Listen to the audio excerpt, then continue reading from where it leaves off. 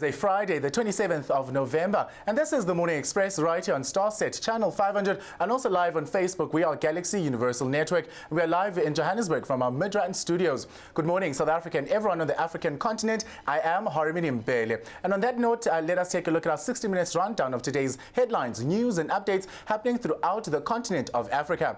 And the Crown Court has reversed judgment in the matter of President Cyril Ramaphosa versus Public Protector Busisiwe Mkhwebane. And in our next story, Health Minister Dr. Zweli Mkhize expresses concern over the rapid rise in COVID-19 cases in the Eastern Cape. And we'll also look at what Higher Education Minister Blade Nzimande had to say at yesterday's media briefing in regards to what our varsity students will absolutely be doing throughout the festive season, if they will have a festive season. We'll also be talking to a number of special guests today, this Friday, as we continue the fight to end gender-based violence, while also welcoming this Friday with music with you right here on the Morning Express. And today I get to be joined by amazing guests. And amazing does not even start to really get to emphasize the point of I'm really joined by amazing guests. And today I'm joined by Maria Musapadi. Did I say that right? I butchered it. Epic fail. Maria NAPJADI. Oh, there we go. And also joined by Tiger, the barman. Thank you very much for joining me. It's a pleasure, right? So you're an author and a musician within the South African entertainment industry. So respectively, what can we expect today from you guys? I mean, we are talking gender-based violence with you, Maria, and with Tiger, the barman. We are talking all things music, all things the latest music video that you've shot. So that is going to be an amazing conversation. Are you guys ready? Yes, we are. Are you nervous? No. The excitement is really galore in studio. But as we take a look at our first story, Health Minister Dr. Zweli Mkhize has expressed serious concerns over the continued spike in numbers of COVID-19 cases, admissions to hospitals and COVID-19 related deaths in one of our country's hottest hit provinces, the Eastern Cape. Health Minister Dr. Zweli Mkhize says that he's very concerned particularly with the resurge of the Nelson Mandela Bay, adding that the Eastern Cape deserves additional coronavirus restrictions. We are here because there's clearly a resurgence in the Nelson Mandela Bay. Indeed, it's a concern that we are seeing in a few other areas. The whole country has got bubbles of small cluster outbreaks, which we are seeing. But they are transient. They come up and go, come up and go. And but what we have seen is the Nelson Mandela Bay has continued to fester, if I may put it that way. In effect, our concern is that something has to be done. We need to find ways of prevailing over the situation in the Nelson Mandela Bay. We have seen the numbers of positive cases increasing. Nelson Mandela Bay and Eastern Cape, we've seen the number of people admitted in hospital has increased. The numbers of people who are recorded to have lost their lives has also increased. The percentage positive cases has also increased. So by all counts, this is an indication.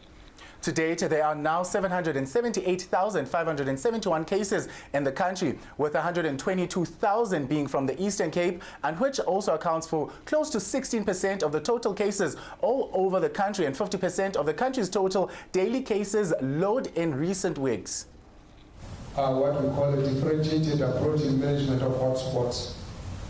If you go back to what we were discussing way back in May, June, when we went through the community, excuse me, we then looked at the community and looked at where the areas of low transmissions were and high transmission areas.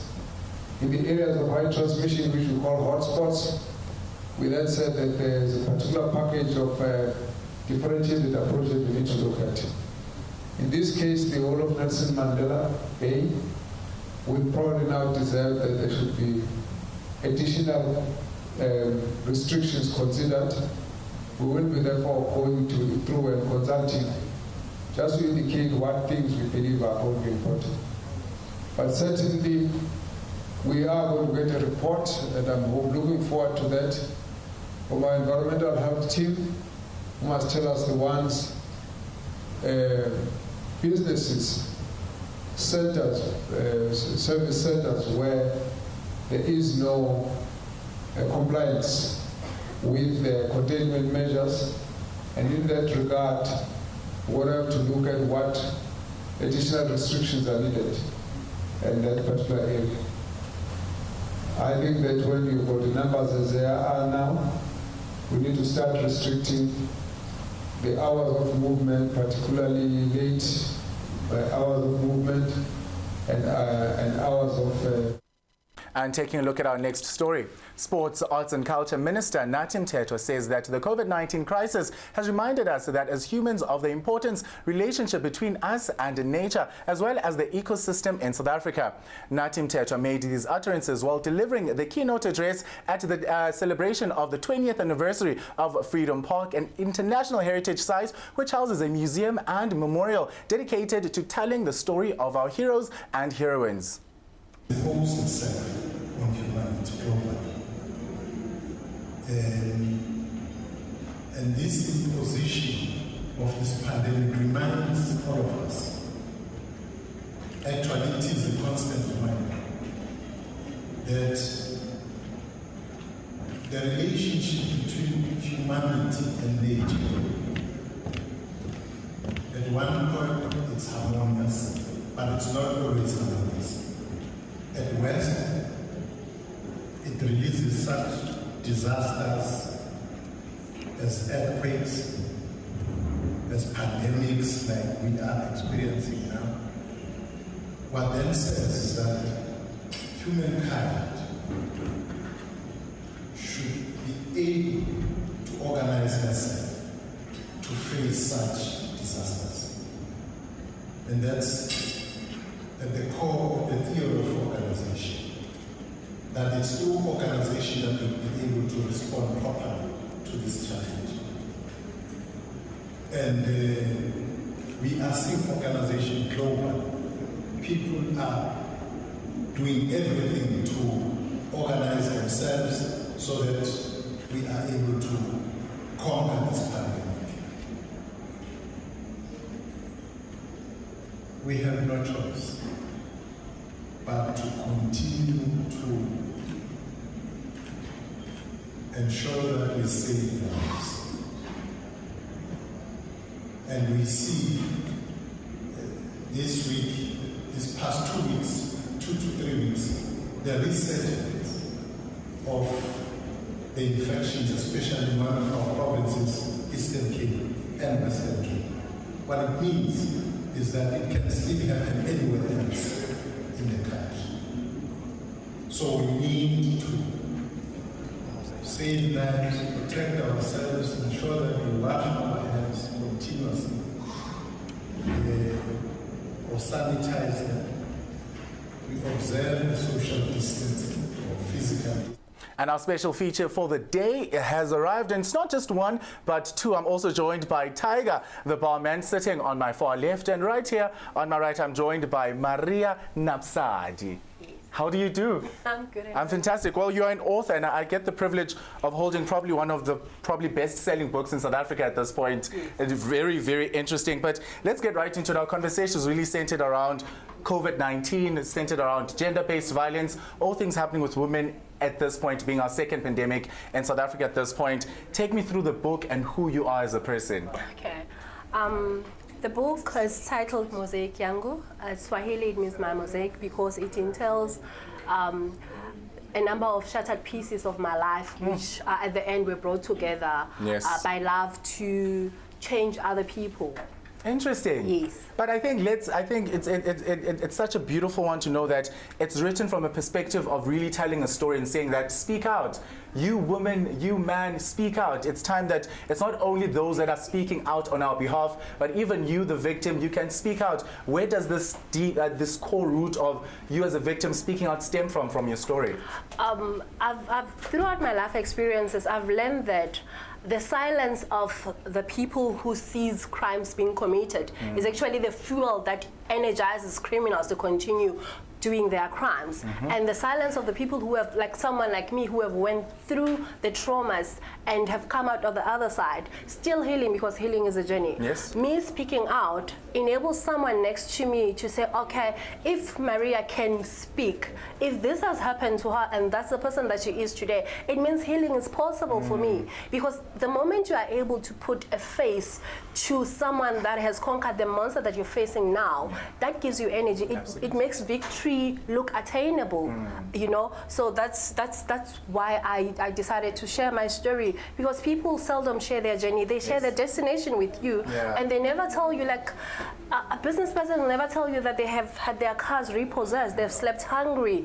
They just tell you that I'm now a millionaire. And they slept in offices for most of the journey. You aspire to that, you look up to that, and you want to become a millionaire. And when you fall, you just stay down. You have no energy to get up, because no one has ever come to you and say to you, I have fallen before, but this is how I got up. That is quite an interesting one. And I think from a perspective of now looking at our police service, women, men, that when you go there's a victim to report a case, sometimes they ask questions like, why did you take time? Why now? And all these things are really hindering women, men from speaking out. And I think this book has wholeheartedly motivates that, to say that speak out when you are ready to do so. But for women and men that have been through gender-based violence, what do you say to them? I'll say to them, you're not alone. There's so many of us out there who have went through what you're going through, and find courage in the fact that healing is possible. Find courage in the fact that there's someone out there who's willing to listen to you, who's willing to listen to you with no judgment, because sometimes victims are afraid to speak because people are going to question them. What were you wearing? What were you drinking on the day? So the victim ends up carrying the shame of the perpetrator, whilst the perpetrator just walks like, okay. Well, very free in our country. And I think that is such an important conversation to even understand that it's how we look at it as society today. But when you wrote this book, how long did it take you, and how emotional was the journey, putting a pen to paper, such a long story, but a victorious story at the end? I mean, when I started writing the book, for me it was not a book. For me it was a journal. It was me pouring out my pain. It was my way of healing. I started writing in 2017 when I then had a recollection of my childhood traumas. So that's when I started to put everything down, when I went for my sessions with a psychologist. And I would just start writing how I feel, how everything happened for me to be where I was at that point. So that's when, at the end of the day, it became a book. But it was such a crazy journey. At some point I wanted to stop. I wanted to stop writing, but not only writing, I wanted to abort the mission to heal, because the pain of healing was more painful than the pain itself. The most scariest place around me in this world was within me, and writing the book and healing literally forced me to go deep within me, face the 6-year-old that was raped by her stepfather, face the rejection that I got from my mother and my siblings, face the fact that I was raped multiple more times after that, you know, and I was a teenage mother. All these things that made me feel like less of a human being, I had to face them. I had to acknowledge my pain for what it was and stop living in this bubble where I was living in hope that if things can be like this, you know. So it took a lot out of me. I almost had a stroke. Yes. You laugh about it today, but the healing process is so beautiful. Look at you today, and really telling such a monumental story for women in South Africa to really understand that you need that light. And I think that light for you was writing this book, as much as it also had its dark points where you needed to switch on that candle once again and really continue writing. But what are your departing words for women in South Africa, most especially during this time now? And why only during 16 days of activism, where we see a lot of people really speaking about it? We see our presidents, we see your Begitele's. Even now, there was even a statement that said even Begitele himself did not speak about gender-based violence during the pandemic that was during lockdown. He only addressed issues of alcohol, not that women need centers, women need all these things, because gender-based violence also rose during that time. So what do you say to those women at this point? I like to say to them, speak up. Break the silence. It starts with you. Start the revolution. Go out there. When you see someone, doesn't matter whether it's your brother, your cousin, or your uncle. If you see someone abusing a child or a woman, speak up, because it's our silence that causes these crimes to continue. So for me, in this 16 days and beyond, I will say, let's break the silence. Let's speak about our traumas. Let's own them. Let's not hide them, because when we hide them, it's like a wound that we're covering, and it will become septic and it kills people. What we see in the headlines every day, it's just fruits and leaves of a deep-rooted tree that unless we speak about it, unless men and women sit around a table and speak about it honestly, it will keep on bearing fruit that hurts us every day. Quite a bold statement and so many powerful words that you've just spoken at this point. But how then does government, is government really doing enough to really stop the scourge of gender-based violence at this point? For me, the answer is no. So little has been done. Yes. And for a woman, when you're raped, I'm gonna give me as an example, when you're raped, you get so persecuted so many times before you even go and stand in front of the judge. The process is, when I was raped at 14, the nurse that attended to me in hospital was a male nurse. So that says a lot about our health department. No, there was no consideration taken into account, like, this woman has just been violated by a man. Is she ready to be attended to by a man? No one ever thought of that. So we need to have, in hospitals, in police stations, we need to have safe houses. We need to have spaces where when a woman is violated, when she walks in, she does not feel like she's committing a crime. Yes. She needs to feel safe. She needs to feel that I'm speaking to someone who might not have gone through what I've went through, but they understand my pain and they are willing to listen to me without judgment. Oh, interesting. But how can people really get a hold of the book in terms of really purchasing it? Because I think it's even an amazing read for even kids in primary school to understand the journey, because we should stop really protecting our young people but show them the realities of our world. But how can people really get such an amazing book? And here it is. It's such a beautiful one, right, to really get your hands on this book and really read such an amazing book. How can they really get a hold of it? Okay, the book is, for now, it's purchased directly from me. Yes. So the people can contact me on 060-8190-381 to place their order. The copy is 300 Rand. And the courier fee is 100 Rand nationwide. Oh, wow, interesting. So 400 Rand gets you a copy of this amazing book. Young men, young boys, girls, fathers, mothers, this is a read that you deserve to go through, and really such a powerful and enlightening and really shielding story that you need to go through. But also joined in studio by an amazing man, Tiger the Barman, who's an artist, a musician, one of the greatest musicians that have joined us right here in studio. So thank you very much for joining us. But where do we start with you? I mean, gender-based violence is a conversation we're having. You're an artist, you're a musician. What are the aspects that you look at as a musician through gender-based violence? For me as a musician, it's something that we experience every time you go to work. So it has to start at home with parents educating their sons, because that's where it falls off. We have to educate people at work and tell them how to behave, but that's something you get taught at home. So we're constantly in a position where we have to protect our sisters, we have to protect our kids, because we do have people that are young dancers that have to be protected, and it's scary to have to perform with people, and when you send them back home, you put them in an Uber, and you don't know whether they got home. You have to call and check up. So with music, it's actually quite sensitive because we work at night. Oh, quite an interesting aspect that you're bringing in terms of performances, how people get home. But that was the man himself, Tiger, just giving us his own perspective on gender-based violence. But at this point, let me introduce the man himself, Tiger the Barman. Here is his music video. Here he is to the world.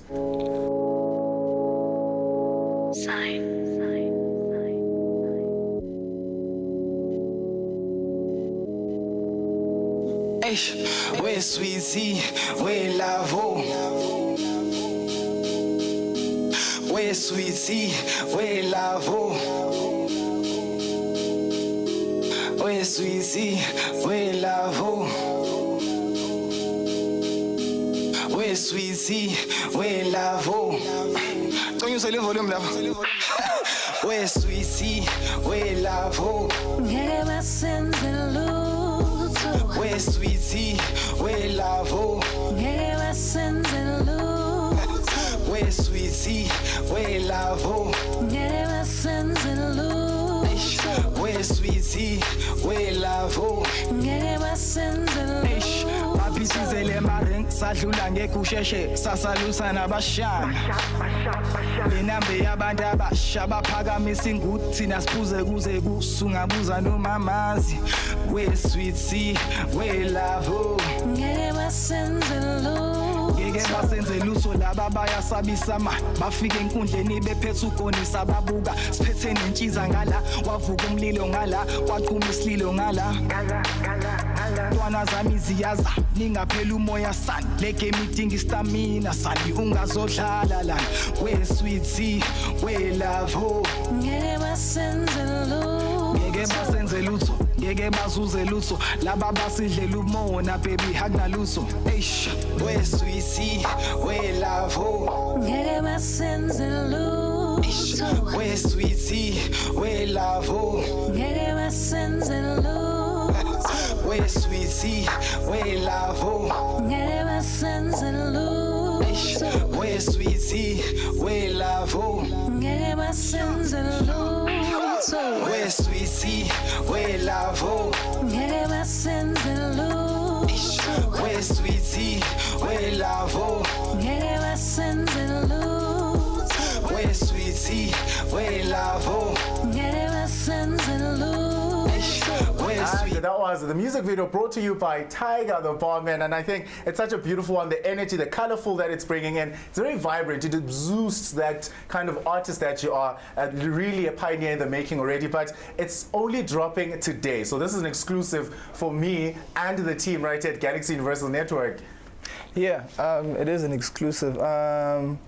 I've been waiting for the video to drop for some time now.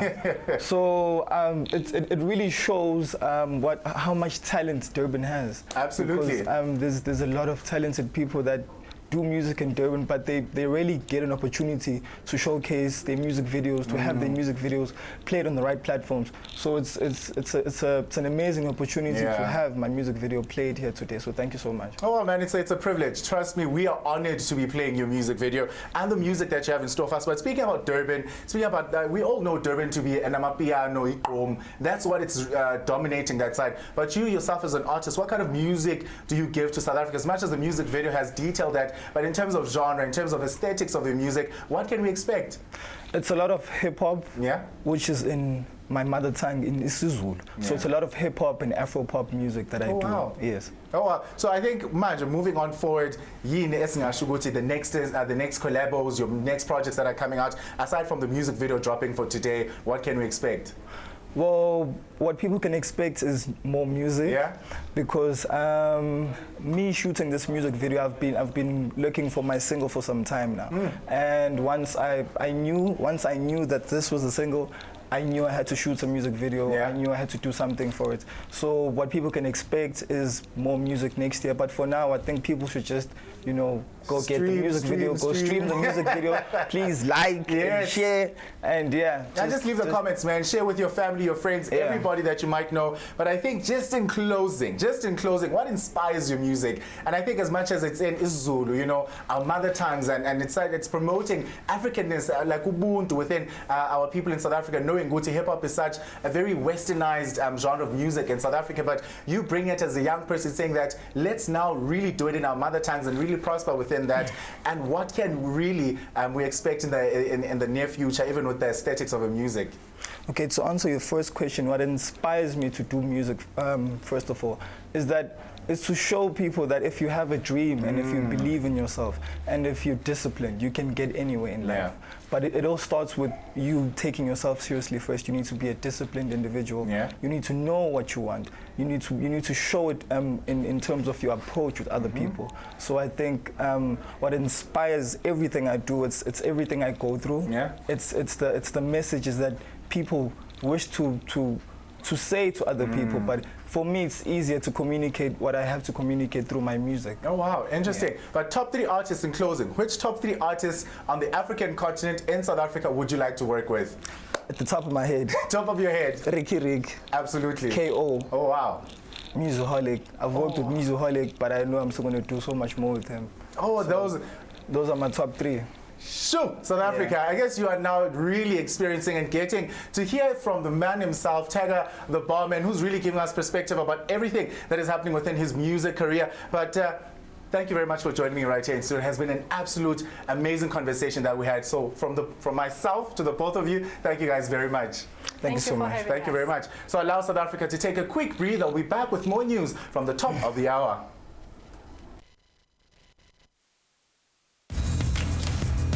Make massive moves. So from the theatre stage to the kitchen. I'm anxiously awaiting to see Sanaya.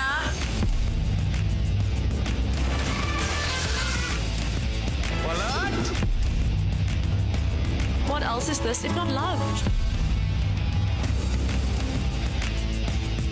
Make massive moves with Starside.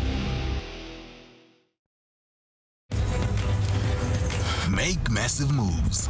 Isn't that your daughter's bib? But the truth is, I feel like Arabella's always with me. Don't you ever forget this man's face. He killed your brother. Don't shoot! Please don't shoot! Don't shoot! Make massive moves with Starside.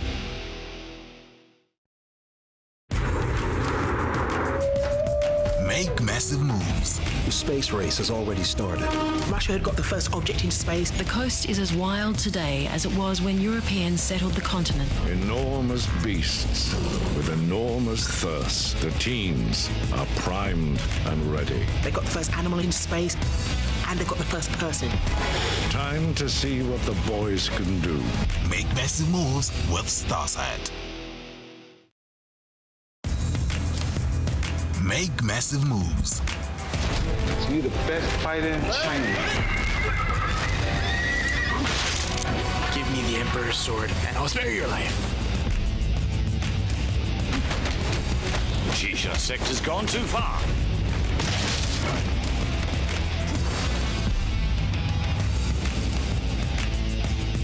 Make massive moves with Starside. Make massive moves. So from the theatre stage to the kitchen. I'm anxiously awaiting to see Sanaya.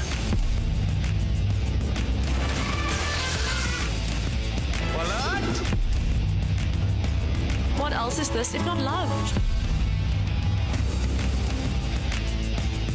Make massive moves with Starside.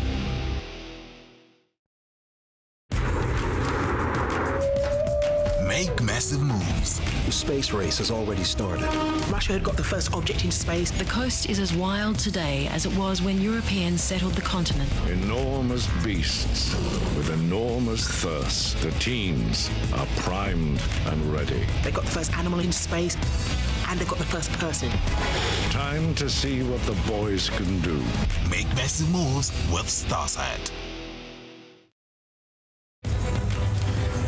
Make massive moves. Isn't that your daughter's bib? But the truth is, I feel like Arabella's always with me.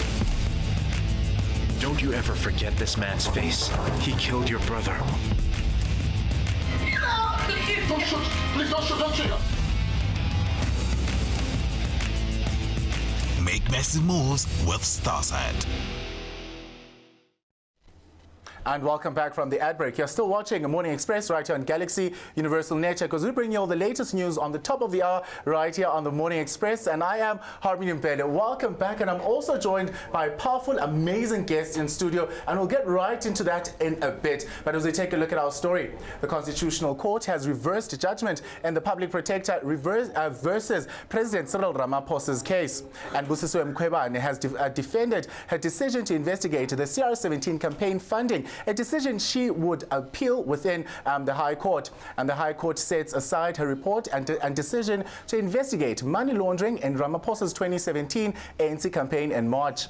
And the court ruled that Mkhwebane did not have the instructions and judicials to actually probe into the matter. So let us take a visual into that. My submission on that score is simply that if one looks at the, well, we phrase it as the importance of the matter. But I suggest that I submit that it is exceptional in the sense that you even if it's not important, the nature of the functionary is not important, but we suggest that, as I said earlier, what I call the clash, and I don't mean personally, but I suggest that the clash between the head of state in relation to the extent or the standard to which he must be heard, and how far the public protector can go to deal with the head of state and the nature of his or her accountability. In my submission, in our submission in this case, is a matter this court must consider exceptional.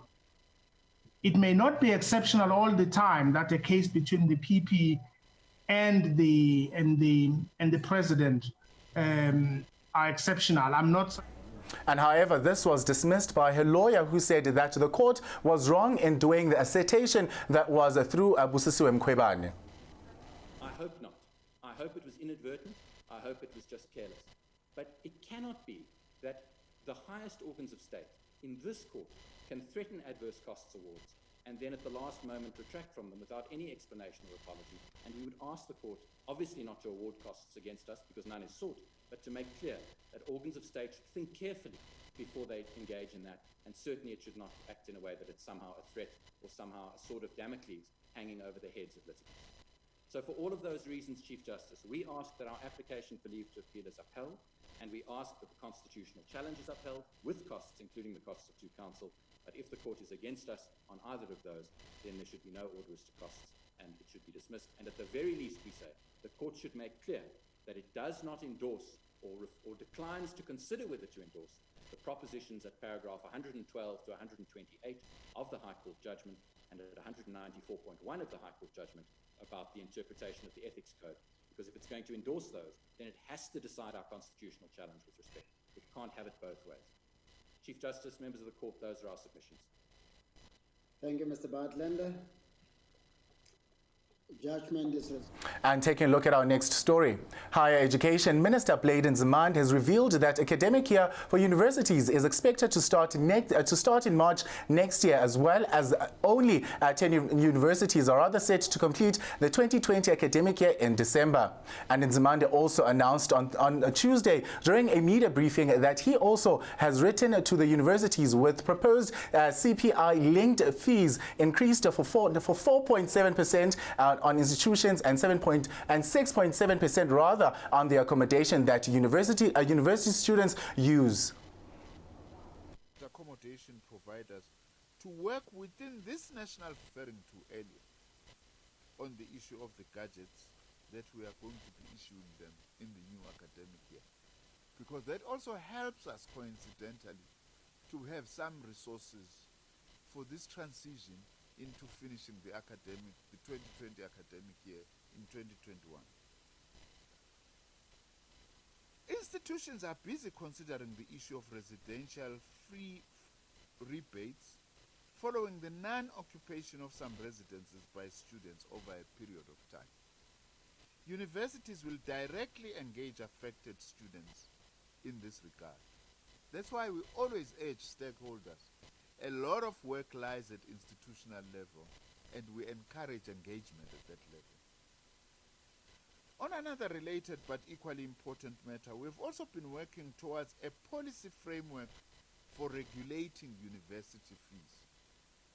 However, this process was not completed for the 2021 academic year due to the uncertainty caused by COVID-19 pandemic.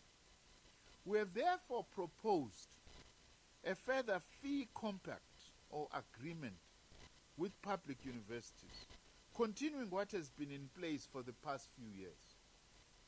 The intention of these fee compacts is to ensure that fee increases are kept at affordable levels, whilst also ensuring that universities Still on matters of education concerning young people, old people, those that are university, primary school, we really get to focus our niche at this point to our amazing guests that are joining me, pioneers in the making, or should I be calling them pioneers at this point? But I'm joined by amazing people who's ASHLEIGH Reilly. Thank you very much for joining me, and also joined by Mr. CHALWE. Thank you very much for joining me. Thank you for having us. It's a pleasure. Where do we start with this conversation? I think it's very important. Firstly, with you, ASHLEIGH, what is CHALWE, the app for education at this point? Well, I would say it's a linking point. It gaps. Yes. It gaps what's going on in the classroom and what's going on at home. And what's nice is it's used as a resource. So often you'll feel that you don't actually learn everything or understand everything that's going on in the classroom. And what's fantastic, you can go back home and actually recap what you've learned. And that is the whole point, is to actually link and get education flowing, continue learning. Yeah. Learning continues, hashtag. Hashtag learning continues. Exactly. But where did it stem from? I think that should have been where I start the conversation. Where was the stem of the initiative that you started this app so that it really allows learners and parents to really continue learning even when they're at home, when they do not understand something in class? So there's such a gap in education. It's not the same level across the board. Absolutely. You know, everyone's from different areas, and that's what we want. We want that gap to be closed in so that everyone is on the same playing field. And so that's where the idea came in, is why not start a platform where we're actually reinforcing what they're learning in the classroom, close in on that gap, and let kids actually realize they're all on the same field. Oh wow, that is quite beautiful. But I think coming to you, Mr. CHALWE, how then do we continue this conversation rather with parents and learners at home? Okay, great. Thanks for the question. So how we continue the conversation is like, look, the app already itself just links you, and it's fun to learn with the app. So your parents actually get feedback, live feedback of how you are doing in class, based on what they can actually see on the app. And the kids have a whole resource of videos, notes, summaries, tests, and you can actually test yourself and actually get a score. Knowing that how well prepared to actually are judge you for the yourself on next. how you did on a concept or how you actually understand it. So that also prepares you. So going into exams, it's going to prepare you. So okay, how well did I do on this concept? Do I need to go over it again? And it's just not a one-time, okay, I can look at it once and then I can't look at it again. You can go back and continue studying over and over again. Yeah. And I think it's very interesting knowing that COVID-19 was the pits of education in South Africa and throughout the world, honestly. But where does CHALWE really get to merge that gap, knowing that we're also moving to the fourth industrial revolution, knowing that you are the key assets of our education system at this point? Well, that's exactly it. We are in the fourth industrial revolution. Yes, so going that, we're using technology and education at the same time. So I feel like we've just merged harnessing the power of information technology to actually bring education to everybody, wherever they are, whenever they are, in a fun way. In a fun way. So how can people get a hold of the app? How do they then really get to interact with it from a teacher's perspective, and also parents at home? They get to work together with the child, knowing that if they're doing this, then I'm also on the same page at home. Okay, so it's a three-part registration. So you choose to register either as a student, a teacher, or as a parent. Oh wow. All right. So once you register those, then you can actually get the needs that are based to you as that particular user. All right. And coming back to the question of where do you find this, we're on the platform of Google Play and the App Store. Google Play and App Store. And we're there right now. You can actually go to easy to those download. platforms. Yeah. Easy to download, and I think easily accessible. Ooh, that is so beautiful. Yeah, and I think how then have you made it easily accessible for those that are learners, teachers, and parents? I think how it's accessible is the fact that everyone knows how to, most students know how to use their cell phone now. Absolutely. So that's why we've made it so that it is accessible on the cell phone. You go onto your Google Play Store, you download it, and the instructions say you fill in your name, your email address, and then you click whether you're a student or an educator, and you go from there. You have your grade that you can choose from. I promise you, it's a beautiful platform to actually look at come together. Oh wow! It really is. I actually got to look at the app, and it was so beautiful. But I also saw isiZulu being catered for. But knowing that we have 11 languages in South Africa, how many more are there on the app itself, and how then does that correlate with the diversity that we have in South Africa with our learners? So a lot of the subjects actually came in as elective subjects and stuff like that. And remember, this is a project in the make. I mean, IT doesn't actually end here. Yes, it doesn't. IT keeps evolving. Absolutely. So obviously, as time goes, we'll be able then to actually upload more stuff. I mean, we were even thinking of Mandarin the other day. Yeah, we want to include all languages. So that's something, I mean, we'll keep obviously updating the app, evolving it. So it actually also stays current with the times. And I mean, looking at the app itself, is there a fee that they have to look at, or is it only just downloading the app and then you are already kickstarting it and you are working? So it's a free to download app, okay, but it's an in-paid app. Okay. So it means once you download it, you actually have got 7 days. Free trial. Free trial to just see how you actually like the app, right? And then from there, there's a minimum fee of less than 100 Rand a month. Less than 100 Rand a month. Exactly. Within, does that work with learners, teachers, and parents? Yes, or it does does. it differ with how many times you get to use it? Yes, it doesn't matter how many times you use it. You can actually be on the app from the first of the month to the last day of the month, every day watching the videos, you know, interacting with your friends, chatting with them, asking them how they actually enjoy the concept and stuff like that. Oh, wow. And then what are your parting words to South Africa and on the African continent about really downloading the app and staying tuned to what you have to offer? Your departing words to them at this point. You want to go first? Yeah, I would have to say enjoy learning. This is a way to continue learning, enjoy it. You have time to also walk away from where you are, come back, take a breather. Yeah. You're not, you know, so many kids feel like they're stagnant, they're stuck in a classroom. This is your freedom to move around as well. This is your own learning space. You're the creator of this learning space along with the platform as well. Interesting. And to you, Baptel? Learning continues. Download the app or the App Store and the Android Play Store. And learning continues. Oh, wow. Let's Thank do you. this. Thank you very much for joining me. Thank you for your time. Thank you for having us. Oh, man, such a pleasure. But South Africa and everyone on the African continent, you really heard it for yourself right here first on the Morning Express. All things to do with education, really moving into the 4th Industrial Revolution. But at this point, allow us to take a quick breather. We're back with more news, updates throughout the world. Make massive moves. So from the theatre stage to the kitchen. Anxiously awaiting to see Sanaya.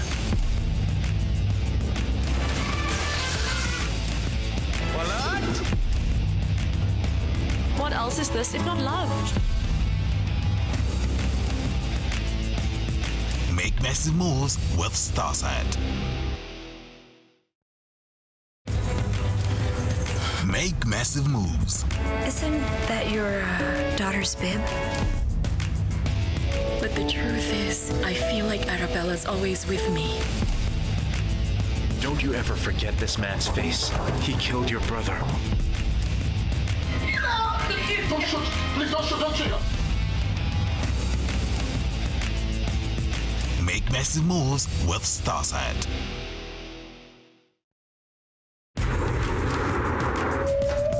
Make massive moves. The space race has already started.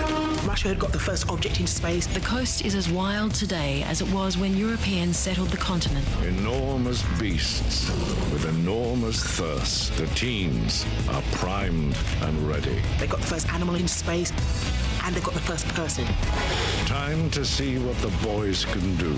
Make massive moves with Starsat. Make massive moves. So you're the best fighter in China. Give me the Emperor's sword, and I'll spare your life. Shisha sector's gone too far.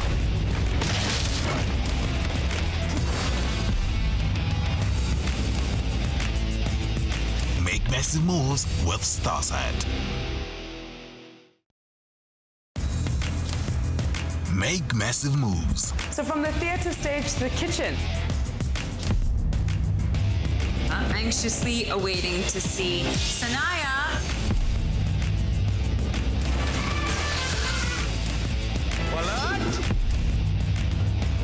What else is this if not love?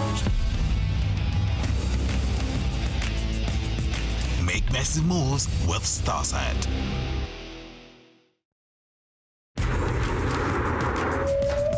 Make massive moves. The space race has already started.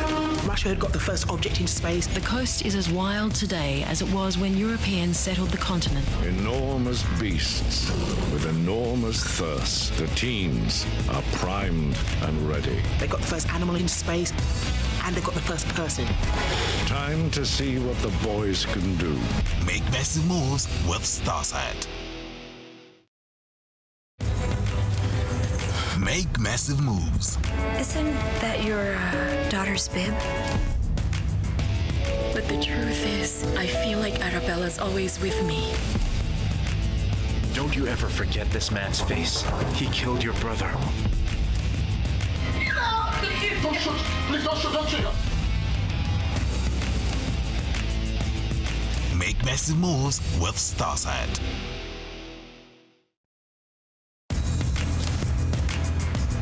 Make massive moves. I feel confident.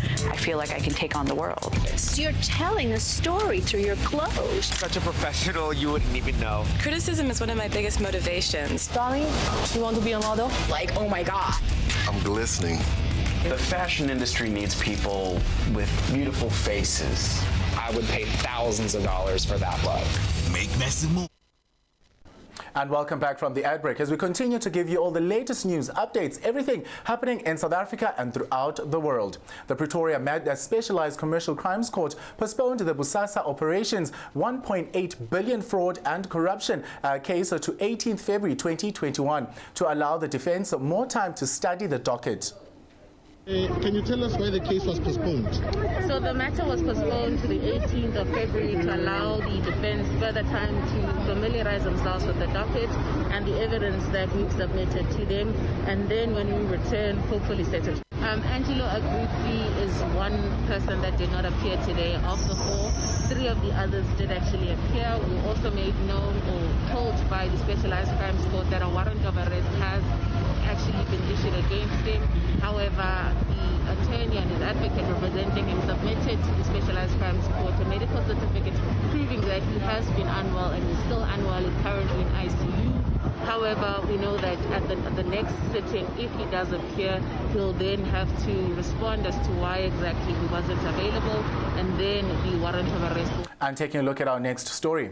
Friends and family of the late United Democratic Movement Deputy National Chairperson DC Fieldan, who passed away due to COVID-19 related complications, held a memorial service at Umsobomvu for Fountain of Love Church Hall in Butterworth on Thursday. Fieldan was also a member of the Eastern Cape Provincial Legislature and served in the National Assembly between 2014 and 2019. I came here to bring a message from the economic freedom fighters. The leadership wanted to be here. The commander-in-chief in particular was very hurt. We were driving together and we were on our phones. When he saw the message, I thought something had happened home. There was a moment of silence, a painful moment of silence. We were deep in conversation. But when he read that message, he said to me, it can't be true. It cannot be true. Of course, I gave it time to hear from him. And as he made calls to confirm, it was clear that Utata is truly gone. Of course, us as juniors, we inquired to say, who is he? He says, my man, by far, this is one of the most important people in South Africa that you should have met. One of the most important people in South Africa that you should have met. This is a comrade who stood with the truth. This is a comrade who belonged to a different political party, but who stood with the truth. You know, as I'm sitting here, the chairperson of the province, Yazin Kecha, sends me a message. He says, don't forget to mention that when we were being beaten up at the legislature, sikhutshwa because of our dress code. Utata Fetyane was one of the people who stood with us. Now that is a test of leadership. He was not demarcated by political lines. And by far, this is one of the problems that we're facing in this country, the inability to tell the truth even when it's uncomfortable. The inability to step out of your comfort zone, the inability to step away from the crowd that praises you and say, Mnandi Manenyanis. We're here to pay tribute to a leader. It may not be the poster of UDM, but he was by far a unifier and a very important leader in the UDM. A committed public servant, soft-spoken, learned, and by the way, a great orchestrator. And at this point, allow me to bring to you a special feature for the day right here on the Morning Express. And she's making South Africa dance throughout the morning and midday and the evening. And she is a DJ ZANDIMAZ. And that's how I'm to introduce her. But good morning. Actually, because I'm a DJ, I was waiting for the poo poo poo poo. How do you do? I'm great. How are you? I'm fantastic. Oh my God. I meet the lady of who's making everyone dance at this point. But has it sunk in? No, not yet, actually. It's still like, okay, guys, people know my song. Wow, wow, wow. You know, I keep getting, like, all the time when people say, Zandi, your song, I'm like, wow. So you know it. You know it. People know it, and I think you are now sitting at a perspective of now people are receiving it, and you're like, you also heard it, you also heard it. It's like, I feel like Oprah Winfrey, you get a song, everybody gets it. Because the people are dancing to it everywhere. But I think being a female DJ in a male-dominated industry, how's that aspect, really knowing that you have one of the best songs now out in South Africa? Listen, it's so overwhelming because the journey hasn't been easy as a female, you know, as you're saying, this is a whole male-dominated industry. Absolutely. So there's quite a few females that actually make it, you know, that far. It's because there's so many things that you actually encounter. You know, we're at a disadvantage in all kind of aspects. Absolutely. You understand. So it's really like, wow, Zandi, you've made it, girl. You've made it, girl. I mean, I agree with you. But I think the journey from 2012, take me through that. How was it from 2012 to today, 2020? Here's a song, it's out, it's making people dance. Yeah, it's been a journey, right? Absolutely. So 2012, when I started with the whole DJing, I was still, I just finished my metric. Oh, wow. So I was starting varsity with UNISA. I was I've been studying law with UNISA. So DJing was not really in the books at first, because I've always been a music student though. Then I saw DJ Zinhle playing at Rhapsody's Sunny Park. I remember that night. Wow. And I'm watching her, I'm like, okay, that's doable. She's touching buttons, music is playing.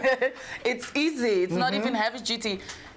Yet to discover later on that it's actually a lot of work. Then I just decided to teach myself. I downloaded my virtual DJ. Oh, wow. That's how I started to learn the technicalities and stuff. Got an opportunity to get great DJs who are actually willing to help me, you know, do it practically on the decks. So yeah, I was a resident DJ at Rhapsodies for the past, for the past, I think now it's 8 years, right? Wow. 7 years, yeah. So I became resident in a lot of clubs around Pretoria. So yeah, in Pretoria is more like my territory. Yeah, you know, it's your hometown. When you arrive, people know they you're know, there. okay, there's the DJ. So I've been low-key, I've been underground for the longest time, you know, which was good, actually, because I wasn't in a hurry to be famous. With me, it was, I'm doing what I love. Let me just enjoy it, take it as a hobby. Till 2018, when I graduated, and when everyone else expects you to be a lawyer now, start practicing, I'm like, nah. But how has that changed? I think let's get into that. How has that changed? Funny enough that you mentioned it. How you study law, you are putting in the time, the hours to write those exams, and here you are, a lawyer, fully fledged. You are there, and you're saying, no, I'm going to be a DJ. That's what I love. That's my passion. I think if you really allow passion to drive you, this is what happens. Because I can't imagine myself sitting in an office the whole day. It's boring. It's boring, guys. And with the DJing, it's natural. Yeah. You know, you just want to be there. Oh, wow. You don't feel like you're forced to do it. When you get there, you're happy. You're at your best. So it was a huge leap of faith, and I disappointed quite a few people, you know, parents and stuff, when I chose to take DJing seriously. Oh, wow. But I gave myself a time frame as well. I was like, if by 2021, nothing comes out of this, then I'll go back to I think the power of this conversation is manifest. Exactly. And moving on to the next one is Music and Wine, that talk show that you host. Take me through that. The Music and Wine. So during lockdown, you know, I was like, Zandi, you can't just sit, you know, do something. Do something to grow yourself. Absolutely. You know, so that's when I was like, wow, okay, let me just, since I know quite a few people in the industry, you know, let me have talks with them. So I had like a wine and talk. I think it was 6 o'clock every day. Wow. With different artists, the likes of Abo Zanda and your Mr. Browns, you know, a lot of people in the industry. So we'll engage so that people get to know what happens behind the scenes, you know, they get to know them on a more personal space. You get it? Because everyone at that time was at home. So obviously you get to experience the people the way they are, not on stage. Oh, that is quite a beautiful one. And the new single is out, it's popping. Where can people get a hold of it? On every platform, streaming it on either all these platforms that we have? It's everywhere. Yeah. It's everywhere. It's on Spotify, it's on Deezer, it's on Apple Music, it's on YouTube. It's you can bump into it on the TV channels, on radio stations. It's literally playing on almost every station. Yes. And yeah, well, you know, Google it, you'll find it for free. You'll find it. But I think now we've come to the end of the show. Unfortunately, really time is not on our side. But here is an amazing, amazing video by the one and only ZANDIMAZ.